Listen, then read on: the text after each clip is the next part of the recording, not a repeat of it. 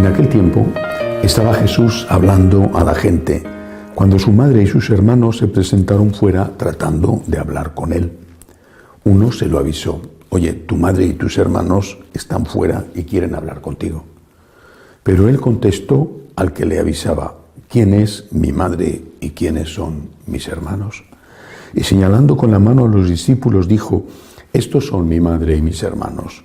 El que cumple la voluntad de mi Padre del cielo, ese es mi hermano y mi hermana y mi madre. Palabra del Señor. Hoy celebramos la memoria litúrgica de la presentación de la Santísima Virgen en el templo. No la presentación del niño Jesús en brazos de María, sino la presentación de María en brazos de Santa Ana. Es una fiesta, por lo tanto, de la Virgen. Es siempre un motivo estupendo para fijarnos en ella, la Madre de Jesús, la mujer, la nueva Eva, aquella con la cual empezó la redención, porque sin ella no hubiera sido posible el nacimiento de Jesús. Aunque el tema de la presentación es distinto, pero el Evangelio que la Iglesia ha elegido para esta fiesta habla también de los hermanos de Jesús y una palabra solamente sobre ello. La palabra primo hermano no existía en el arameo o en el hebreo, sino que se usaba la palabra hermano. Por eso precisamente los primos hermanos no eran llamados así, que es una palabra nuestra, de nuestro idioma, sino que eran llamados simplemente hermanos. Bueno, aclarado esto, porque alguno dirá: aquí dice hermanos de Jesús, luego entonces la Virgen tuvo más hijos. Bueno, primos hermanos significaba hermanos. En la misma palabra se emplea para ambas cosas. Aparte de que no habría habido tampoco ningún problema en que Jesús hubiera tenido hermanos, porque hubiera podido ser debido a que San José, como piensan los de rito griego, San José había estado casado antes, se había enviudado, se había casado después con la Virgen María y podría haber tenido hijos de su primera esposa. En cualquier caso, Jesús no tuvo de su mamá ningún hermano, fue hijo único, como demuestra el hecho de que cuando él va a morir en la cruz le deja su madre al cuidado de un extraño, al cuidado de San Juan, cosa que hubiera sido impensable, imposible además si le hubiera tenido hermanos, porque se habría quedado con ellos o con ellas, los hijos o las hijas. Vamos al tema de la presentación de la Santísima Virgen en el templo, en brazos de Santa Ana. Ante todo, para mí representa un acto de fe y un acto de humildad. De fe en Dios, era gente creyente, y de humildad por cumplir unas normas que podían haber pasado de ellas. Ella era la Inmaculada, seguramente su mamá en ese momento no lo sabía, su papá San Joaquín tampoco. Bueno, ella era un bebé, pero podían haber pasado de eso, podían haber dicho: nosotros estamos por encima de la ley. Y no hicieron eso. Más aún, cuando nace nuestro Señor, volvieron a repetirlo. Y la Virgen con San José llevaron al niño al templo. Podían haber dicho: estamos por encima de la ley.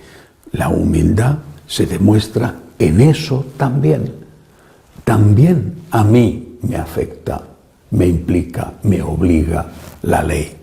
Y creo que esta es una primera lección. Porque muchas veces te encuentras con personas que consideran que la ley a ellos no les afecta. Ellos están por encima de la ley. En el mundo de la política, yo creo que esa es la causa o la justificación, mejor dicho, de la corrupción. A mí no me afecta la ley, yo estoy por encima de la ley. No, la ley nos afecta a todos. Y también pasa a veces dentro de la propia Iglesia. Parece que algunos estuvieran por encima de la ley. Y la ley suprema, además, es la ley de la caridad. Esa ley no puede ser dejada de lado ni siquiera por aquellos que defienden valerosamente la verdad. Si en la defensa de la verdad pierdes la caridad, pierdes el amor, si pierdes incluso el amor al enemigo, estás colocándote tú por encima de la ley. Tú estás colocándote incluso por encima de Dios, que dijo claramente: no juzgues, sino seréis juzgados. No que trata de no juzgar el mal, sino de no juzgar al que a ti te parece el malo. No juzgues y no seréis juzgados. No estés nunca, ni te sientas nunca por encima de la ley. Por otro lado, San Joaquín, Santa Ana tenían fe. ¿Qué fe? ¿Qué fe tenían? Una fe judía, obviamente. Eran judíos, y judíos devotos, judíos practicantes de su religión. Aún no había llegado nuestro Señor, era el bebé María que tenían en sus brazos, la Inmaculada, pero aún faltaban 15 años para que se produjera la encarnación.